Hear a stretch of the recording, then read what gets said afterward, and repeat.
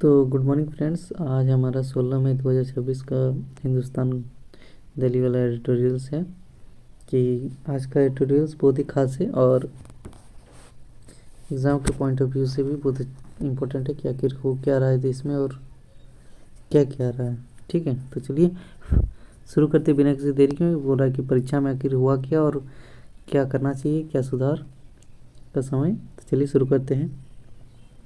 तो क्या कह रहा है ध्यान से सुनिएगा, आपको समझ में आ जाएगा और समझा भी देंगे, तो बने रहिए वीडियो पे। देखिए, बोल रहा है भारत में परीक्षाओं को 16 आना चाक चौबंद बनाने की कोई भी कोशिश सराहनीय है। मेडिकल प्रवेश परीक्षा को लेकर सवालों के अंबार लगे हुए हैं, जिनका जवाब सरकार को ठोस कदम उठाकर देना चाहिए, एकदम देना चाहिए। तो फिर क्या कह रहा है, बोल रहा है कि शुक्रवार को सरकार ने इस दिशा में कदम बढ़ाते हुए मेडिकल प्रवेश परीक्षाओं को भी अब ऑनलाइन ढंग से कराने का फैसला लिया है कि अब जितना भी एग्ज़ाम होगा, तो वो एग्ज़ाम होगा तो उसको ऑनलाइन कराया जाएगा। फिर क्या कर रहा है, बोल रहा है ध्यान रहे इंजीनियरिंग प्रवेश परीक्षा ऑनलाइन ढंग से होती है और उसे लेकर कभी सवाल नहीं खड़े होते हैं, उसको लेकर कभी सवाल खड़ा नहीं हुआ है। फिर क्या कर रहा है, मेडिकल प्रवेश परीक्षा में प्रश्नोत्तर पुस्तिका और कागज़ कलम का प्रयोग होता है। प्रश्नों की हार्ड कॉपी के लीक होने की आशंका रहती है। अब जिस तरह से पेपर लीक की जांच हो रही है और जो शर्मनाक तथ्य सामने आ रहे हैं, उनको देखते हुए बीते वर्षों में हुई नीट और मेडिकल प्रवेश परीक्षाओं को भी 100% ईमानदार नहीं माना जा सकता। उसको ईमानदार नहीं माना जा सकता कह रहा है, क्योंकि जिस तरह हो रहा है पेपर लीक। फिर कह रहा है, क्या कह रहा है कि पेपर लीक में जैसे लोग पकड़े जा रहे हैं, उससे ही लगता है कि पेपर लीक का एक पूरा गिरोह परीक्षा तंत्र में सेंध मारे बैठा है। देश के भविष्य और सम्मान से खिलवाड़ करने वाले किसी गिरोह में सांस लेने की रत्ती भर भी गुंजाइश नहीं छोड़नी चाहिए। यह परीक्षा द्रोह किसी भी सूरत या देशद्रोह से कम नहीं है।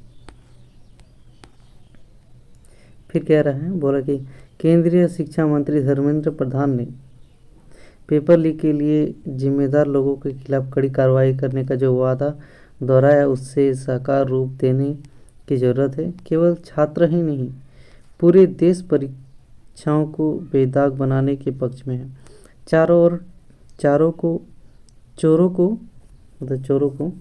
चोरों को ठिकाने लगाने और मेधावी छात्रों को आगे बढ़ाने के लिए पेपर लीक पर पूरी तरह से लगाम लगाने के तमाम प्रबंधन होना ही चाहिए। फिर कह रहा है, परीक्षा लेने वाली एजेंसी एनटीए की कमियों को दूर करने के साथ ही उसे पूरी तरह से जिम्मेदार बनाने की ज़रूरत है। अगले महीने जब 21 जून को नीट यूजी 2026 का आयोजन होगा, तब किसी छात्र को शिकायत का मौका नहीं मिलना चाहिए, एकदम नहीं मिलना चाहिए।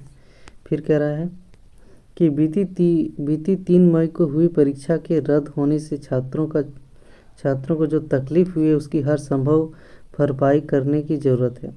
स्नातक चिकित्सा कार्यक्रमों में प्रवेश के लिए 22 लाख से ज़्यादा विद्यार्थियों को एक बार फिर परीक्षा से गुजरना होगा।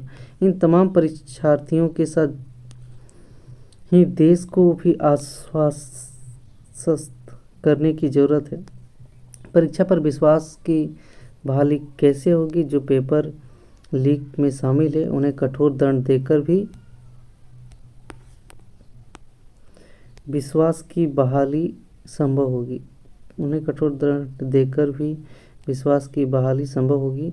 यह भी देखा जाए कि पेपर लीक की जो घटनाएं पहले हुई है, उनके दोषियों का क्या हुआ है। पेपर लीक की जांच कर रही सीबीआई अगर दोषियों को कड़ा सजा दिला पाती है, तो इससे पूरे शिक्षा जगत का भला होगा।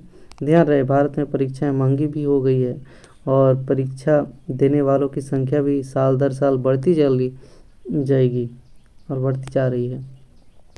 फिर कह रहा है, परीक्षा लेने वाली एजेंसियों छात्रों से कमाई भी कर रही है। राष्ट्रीय परीक्षा एजेंसी अर्थात एनटीए ने अपने संचालन के पहले 5 वर्षों में परीक्षा शुल्क से 448.21 करोड़ रुपए की अतिरिक्त राशि अर्जित की है। छात्रों से प्राप्त राशि के 87.2% हिस्से का ही इस्तेमाल हुआ है। बेशक बची हुई धनराशि का उपयोग परीक्षाओं को दुरुस्त बनाने में किया जा सकता था।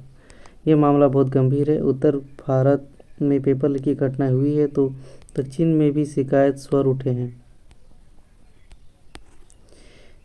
फिर कह रहा है, बोल रहे दक्षिण के राज्य अपने स्तर पर परीक्षा व्यवस्था चाहते हैं। क्या परीक्षाओं के राष्ट्रीय स्वरूप को बेहतर क्षेत्रीय स्वरूपों में बांटा जा सकता है? कुल मिलाकर परीक्षाओं की सूचिता को युद्ध स्तर पर सुनिश्चित करने की ज़रूरत आन पड़ी है।